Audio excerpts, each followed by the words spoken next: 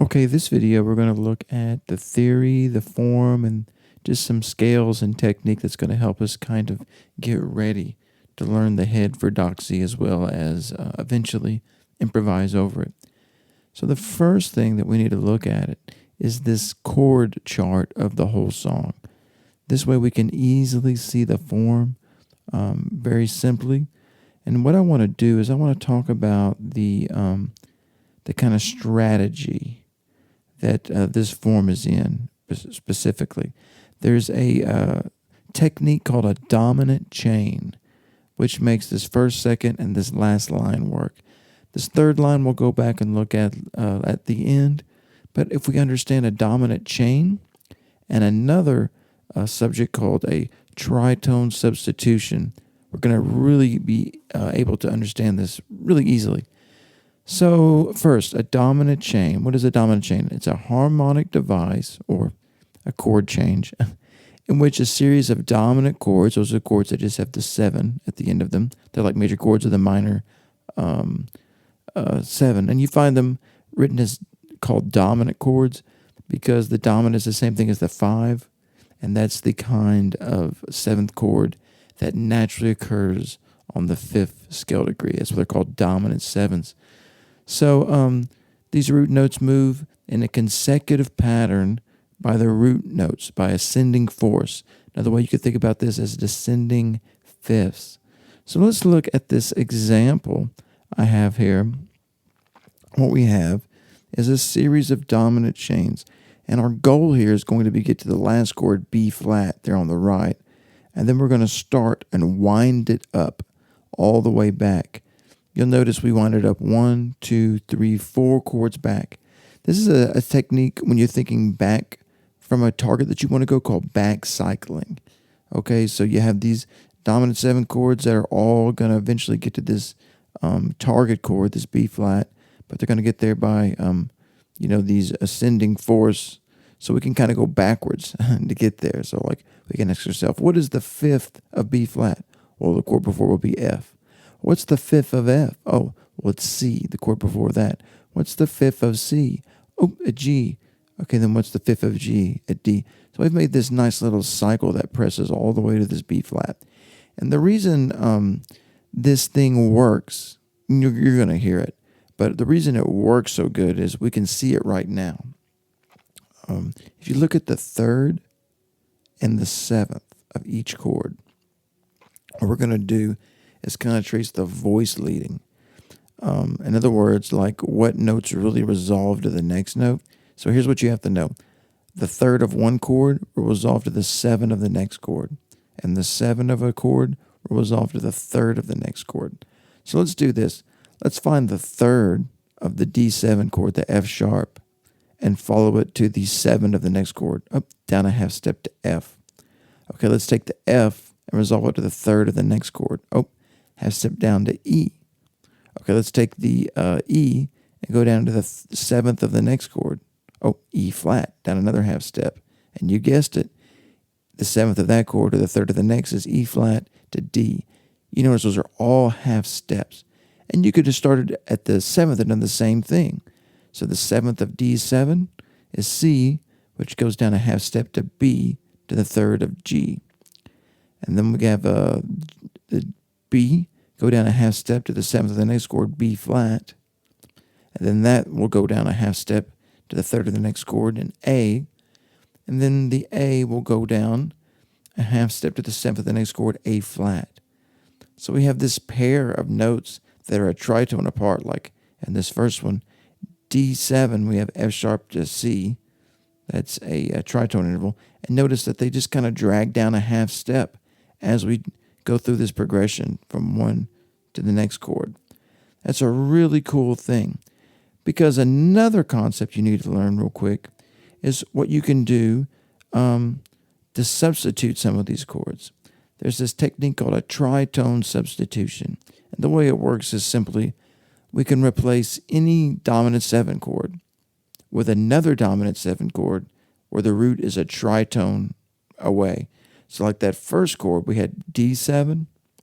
Well, a tritone away from D is A flat. And here's why that works as a substitution. Look at the third and the seventh.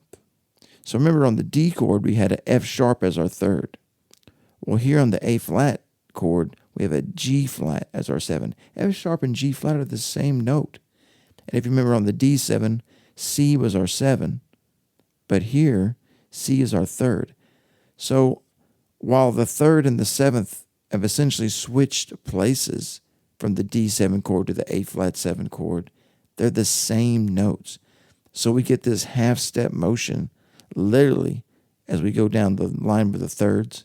You can see it now, and with the sevenths, all half steps of each other. And then also what's cool about these tritone submovements is instead of making motion in the root note by ascending fourth or descending fifth, they're also just chromatic. And so are the fifths. You get this just chromatic drag of dominant chords down. And you don't see it like with all the chords, but sometimes you'll see it for one. So now let's look at the chord change again that we've already seen and try to make a little bit more sense of it. So if we look at this first line, go ahead and look at that last chord, the B flat 7.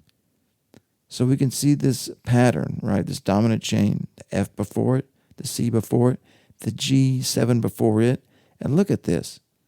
The A flat 7 could be a D7 if it was a tritone, but see, that A flat is like the tritone substitution of D7, and that's how we can kind of explain that motion.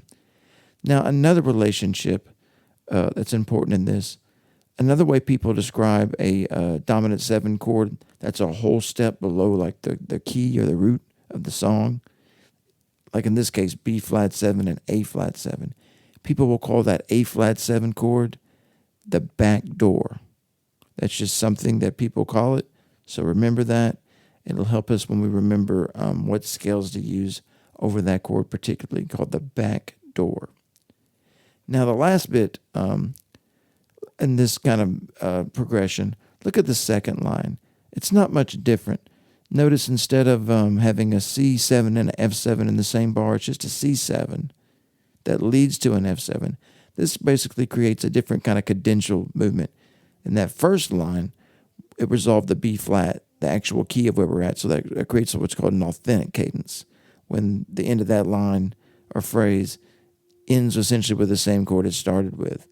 Here we have, though, on the second line, an F7. So when you end on the dominant of whatever key you're in, or the fifth, in this case F is the fifth in the key of B flat, that's called a half cadence. Okay? Now this third line is a little different. This third line is actually the same thing that you'd probably see like in a some kind of mode you see it in like the second line of a blues form, where you see here's 1, B flat 7, then it goes to 4, E flat 7. Then when you go up a half step on 4 and play that E diminished, that's a common motion that you see a lot in blues, especially when it resolves back to the root, like on the next line with the B flat 7. A lot of gospel players and some jazz players will call that diminished chord, that diminished 7th chord that's built a half step above the 4. They call that 4.5, kind of as a lingo. So now that we're familiar with all these chords, what we need to do is take a look at some scales. Okay, so one option for improvisation is always just sticking to the blues scale of whatever key you're in. So let's take a look at this B flat blues scale first. I count it off. 1, 2, 3, 4.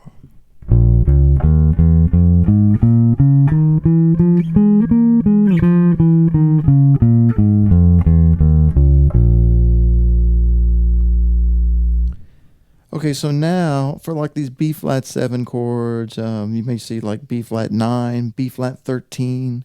All that is talking about essentially like the Mixolydian mode.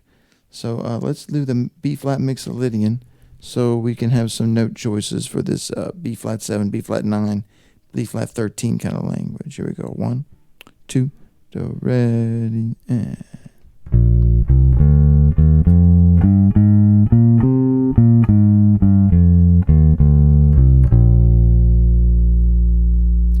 And similarly, when we go to the 4 chord or the E flat, we get like E flat 7, E flat 9, E flat 13, all those dominant type of sounds. We can play E flat Mixolydian. Here we go. 1, 2, ready, and.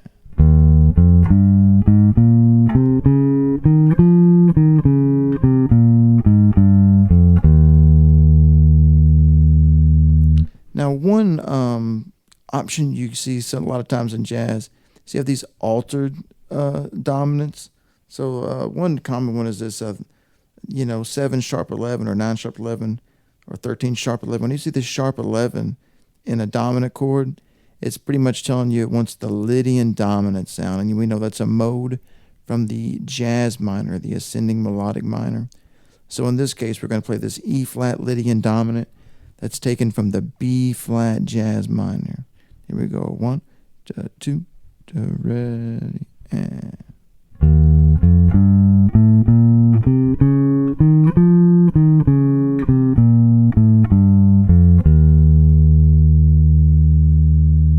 Now, a quick note about that one before we go on.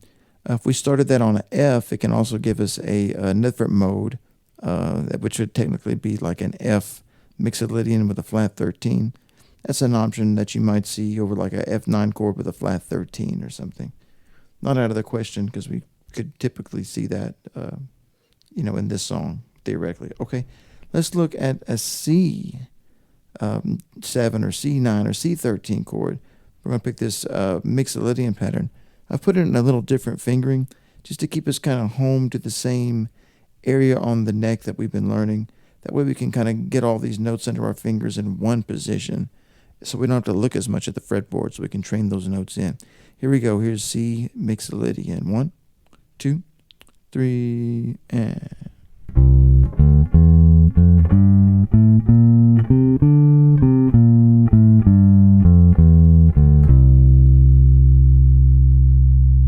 All right, and next we're going to look at this E whole half diminished octatonic scale. There are two possible uses for this in this form. Obviously, first one over that E diminished 7th chord, right, in that third line. Whenever you see an E diminished 7th chord, this whole half octatonic sound is like your number one scale choice.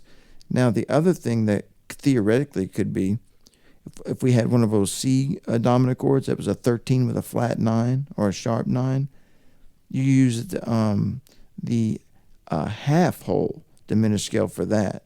But get this, E whole half and C half whole are actually the same set of notes because they're like modes of each other. So here we go. Here's the E whole half. 1, 2, ready, and.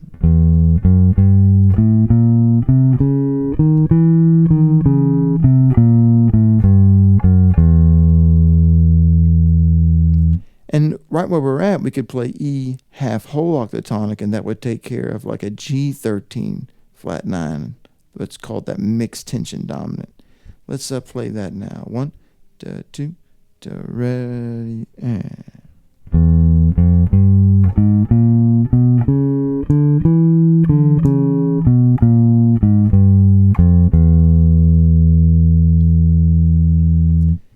And then to set up our last bit of learning, I just want to look at an E flat jazz minor. Here we go. 1, 2, ready, and.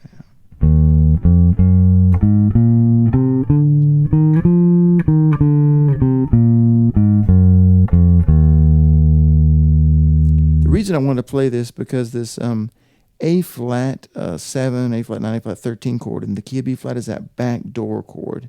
And you use a Lydian dominant scale typically when you see that. And in this case, A flat Lydian dominant, its parent scale is E flat jazz minor. So it makes sense to kind of learn that. Let's play that E flat or that A flat Lydian dominant now. Ready? 1, 2, ready, and.